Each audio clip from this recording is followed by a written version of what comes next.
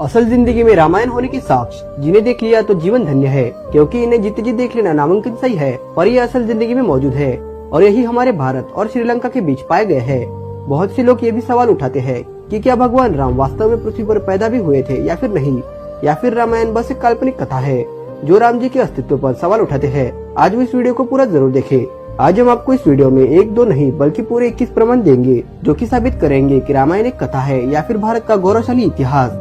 21 प्रमाणों में सबसे पहले बात करें पहले प्रमाण की, तो वह है सांप के सिर जैसी ये गुफा। रावण जब पहली बार माता सीता को हरकर श्रीलंका में लाया था, तब सबसे पहले सीता माँ को उसने यहीं पर रखा था। इस गुफा का सिर कोबरा के सांप के फन के जैसा ही फैला हुआ है और इस गुफा के चारों ओर हजारों सालों पहले की नक्काशी भी की गई है, जो कि इस बात का प्रमाण देती है कि यहाँ पर सीता माँ को रखा गया था। दूसरे प्रमाण की बात करें तो वो है हनुमानगढ़ी।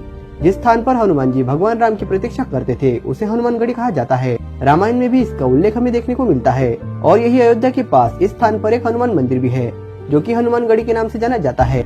और अब आते हैं तीसरे प्रमाण पर, और वो है हनुमान जी की पद चिन्ह। रामायण में वर्णित है कि जब हनुमान जी समुद्र पार सीता जी को ढूंढने गए थे, तब उन्होंने समुद्र लागने के लिए एक विशालकाय रूप धारण किया था और आज भी उस स्थान पर भगवान हनुमान जी के पद चिन्ह मौजूद है जहाँ पर उन्होंने कदम रखे थे।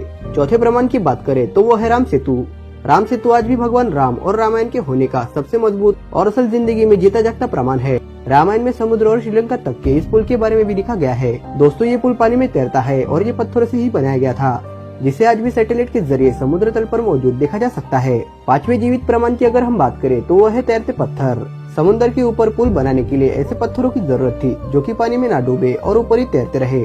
नल और नील को जो श्राप मिला था वही उनके लिए वरदान बना था, क्योंकि जो भी पत्थर नल और नील ने छूकर राम जी का नाम लिखकर समुद्र में डाले वो तैरने लगे। इन्हीं पत्थरों पर राम जी का नाम लिखकर उस पुल को बनाया गया था। सुनामी के बाद ऐसे कई सारे पत्थर टूटकर गिरे और रिसर्च के बाद ये भी पता चला कि ये वही पत्थर है जो कि हजारों सालों पहले राम सेतु में यूज किए गए थे और ये भी राम सेतु के पत्थरों की तरह ही पानी में तैरते हैं। छठे नंबर पर है द्रोणगिरी पर्वत। लक्ष्मण मेघनाथ युद्ध के दौरान जब लक्ष्मण को मेघनाथ ने सर्पबाण मारा था, तब हनुमान जी संजीवनी बूटी लाने के लिए द्रोणगिरी पर्वत पर गए थे, पर संजीवनी की पहचान न होने की वजह से उन्होंने पूरा पर्वत ही उठा लाया था और ये द्रोणगिरी पर्वत आज भी मौजूद है और कई बार रात में रहस्यमय रूप से चमकता भी है।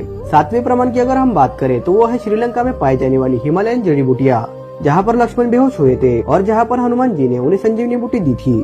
समुद्र पार श्रीलंका में हिमालयन जड़ी बूटियों का पाया जाना कोई मजाक नहीं है, क्योंकि हजारों कोस दूर से इन्हें हिमालय से हनुमान जी ही लाए थे। आठवां प्रमाण है अशोक वाटिका। सीता हरण के बाद जब रावण उन्हें लंका लाया, तब माँ सीता ने उसके महल में रहने से मना कर दिया था। तब रावण ने उन्हें अशोक वाटिका में कैद रखा था, जहाँ पर एक पेड़ के नीचे माता सीता बैठी रहती थी। इस जगह को इलिया के नाम से श्रीलंका में जाना जाता है। अब आते हैं 90वें नंबर के प्रमाण पर, जो है लेपाक्षी मंदिर। सीता हरण के समय रावण उन्हें पुष्पक विमान से हवा में उड़ाकर लेकर जा रहा था, तब जटायु ने रावण को रोकने के लिए उससे युद्ध भी किया, पर वो जीत न पाया और जहाँ पर मूर्छित होकर जटायु गिरे थे उसी स्थान को लेपाक्षी मंदिर के नाम से जाना जाता है और ये आज भी मौजूद है। 10वें नंबर का सबूत है विशालकाय हाथियों की हड्डियाँ। रामायण के सुंदरकांड अध्याय में लिखा गया है कि कई विशालकाय हाथी लंका की रखवाली किया करते थे, जिसे कि हनुमान जी ने अपनी गदा के एक प्रहार से बेहोश कर दिया था। श्रीलंका के रिसर्चर्स को हाथियों के ऐसे कई सारे जीवाश्म मिले हैं जो कि आज की हाथियों की तुलना में कई गुना बड़े हैं।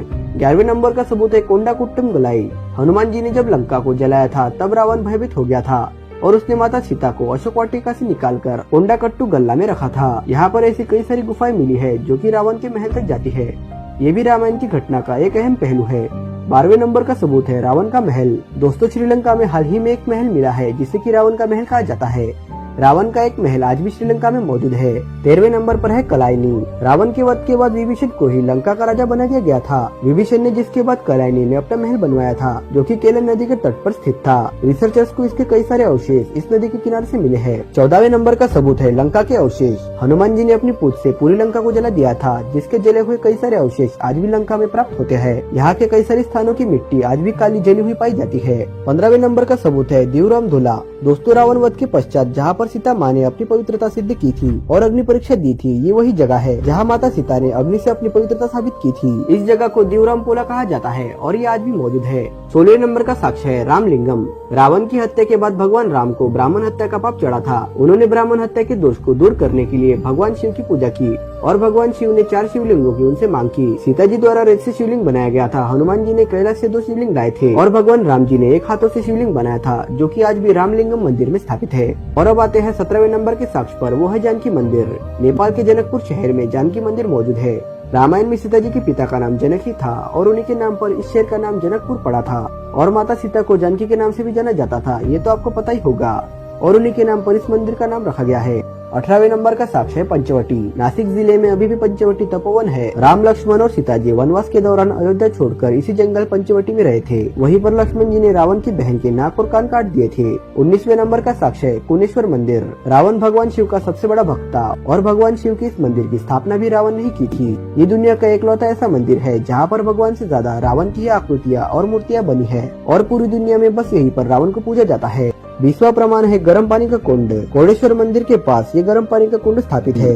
इसका पानी हमेशा ही गर्म ही होता है और ये रावण द्वारा ही निर्मित किया गया था और ये आज भी मौजूद है। और आखिरी 21वां सबसे बड़ा सबूत है रावण के पुष्पक विमान के अवशेष। श्रीलंका के रिसर्च टीम को कई सारे पुष्पक विमानों के अवशेष मिले हैं और ये आज भी सही सलामत श्रीलंका में मौजूद है, जिस पर आज भी रिसर्च चालू है। तो दोस्तों, इस वीडियो में हमने 21 सबूत बताया है जो कि सिद्ध करते हैं कि रामायण बस एक कथा न होकर भारत का गौरवशाली इतिहास है और उन विदेशी रिसर्चर्स के गाल पर एक करारा तमाचा है जो कि रामायण को एक काल्पनिक कथा बताकर हमारे देश के इतिहास को दूर कर रहे हैं। तो दोस्तों, आप भी अगर एक सच्चे राम भक्त है तो कमेंट में जय श्री राम जरूर लिखे। आई होप आपको ये वीडियो अच्छी लगी होगी। तो आज की वीडियो में बस इतना ही। तो अगर वीडियो आपको पसंद आया हो तो इसे लाइक करें और हमारे चैनल को सब्सक्राइब करें। Thanks for watching. Make the streams louder.